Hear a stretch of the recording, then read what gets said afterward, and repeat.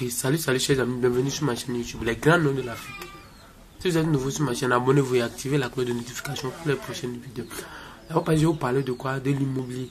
Comment les Africains investissaient leur argent, comment la diaspora, les riches en Afrique et la diaspora utilisent leur argent, que l'Afrique aime, les populations, les riches en Afrique aiment le luxe plus que le développement. Parce que quoi, en Afrique, nous avons constaté que la plupart des jeunes qui ont des moyens, qui arrivent à se trouver des moyens, se procurer des moyens au bien de leurs petites activités, utilisent ça dans le luxe, c'est-à-dire acheter des voitures de luxe, et avoir un appartement de luxe, et c'est fini, la vie s'arrête là.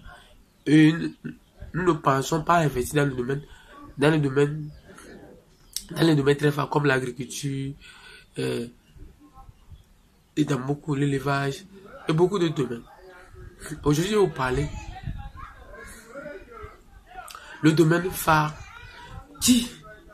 que tout Africain, que tout le monde doit penser d'abord, domaine agricole. Il y a certains domaines, dans le domaine agricole, je vais vous décortiquer en quelques minutes comment l'agriculture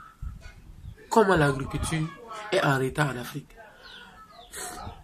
Beaucoup de statistiques dans le monde entier révèlent que l'Afrique possède plus de la moitié des terres arabes. C'est-à-dire 60 à 70% des terres arabes se trouvent en Afrique. Vous voyez? Donc, et ça fait que l'Afrique a besoin de quoi? L'Afrique a besoin des moyens pour l'exploitation de ces. Et c'est pas que l'Afrique n'a pas ces moyens, nous avons ces moyens. Et comment? Souvent ces moyens sont déviés dans certains domaines. Comme quoi? Le domaine de sécurité, de l'éducation, et dans certains domaines qui ne produisent pas de profit, d'intérêt à l'État. Il y a des domaines que l'État investit, mais ne gagne rien en retour. C'est ce secteur que je cite. Dans le domaine militaire, sécuritaire, dans le domaine de l'éducation. Et il y a beaucoup de domaines que l'État investit. Et les subventions aussi que l'État investit. Donc, ça fait retarder nos États à créer des climats très favorables à nos concitoyens et à nous-mêmes de pouvoir investir dans le domaine agricole qui est souvent réservé au dernier plan dans nos budgets. Parce que l'agriculture souvent représente 6%, 7% du budget de la plupart des États africains. Mais je vous rappelle que il y a un problème que je vois en Afrique. Nos frères, nos grands frères, personne ne veut jamais parler de l'agriculture. Parce que lorsqu'on parle de l'agriculture en Afrique, les gens ont tendance à penser que non, c'est le métier réservé. Ceux qui n'ont pas reçu à l'école, ceux qui ne connaissent rien à l'école et ceux qui ne valent rien à l'école. Mais malheureusement, et heureusement aussi encore, les gens ont pris conscience actuellement de ça. Malheureusement, comme on n'a plus conscience, on ne veut plus même investir parce que tout le monde a tendance à rentrer dans les grandes villes, excusez-moi, pour avoir des conditions très favorables. C'est ça le problème en Afrique. Et que tous les pays africains ont la même situation. Nous avons les mêmes situations de développement dans le domaine agricole. Parce que nous ne sommes pas autosuffisants. Alors que nous avons un grand marché de consommation. Donc, le problème au niveau de l'État, le problème au niveau de l'État, c'est que l'État réserve des subventions aux firmes étrangères qui importent de la nourriture à l'extérieur. Contrairement, nos agriculteurs ne sont pas subventionnés. Donc, lorsque tu es agriculteur, tu es investi dans le domaine agricole, dans la production agricole en Afrique, tu risques de perdre parce que tu n'auras pas de subvention. À moins que tu aies les moyens de faire développer ton système et exploiter à l'extérieur de ton pays ou du continent pour pouvoir avoir des produits. À l'intérieur du pays, de ton pays ou de ton continent, c'est très difficile de pouvoir réussir parce que la plupart des Africains ont tendance à avoir l'idée sur les produits extérieurs qui sont de qualité plus que nos produits, alors que nous, nos produits africains sont plus biologiques que les produits européens. C'est ça le problème que les gens ne veulent pas comprendre en Afrique. Et souvent, malheureusement, nos frères et nos concitoyens pensent que le meilleur des produits viennent de l'Occident. Non, c'est faux. C'est ça le problème en Afrique.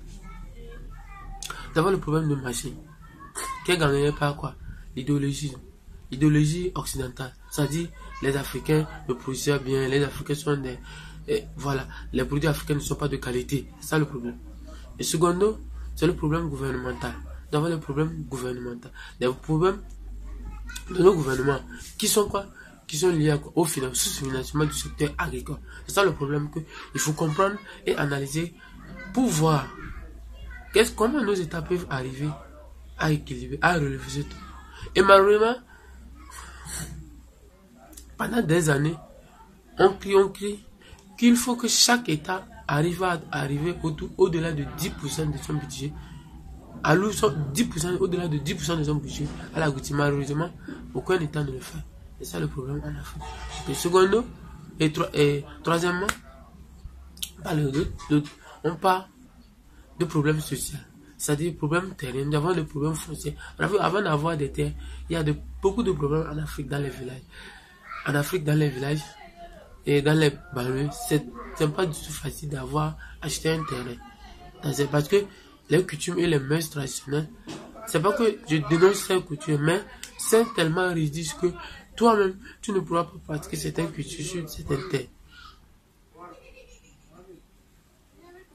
Donc, chaque temps, tu es obligé de faire référence aux coutumes et aux mœurs pour qu'on puisse t'aider à t'exploiter ton terre.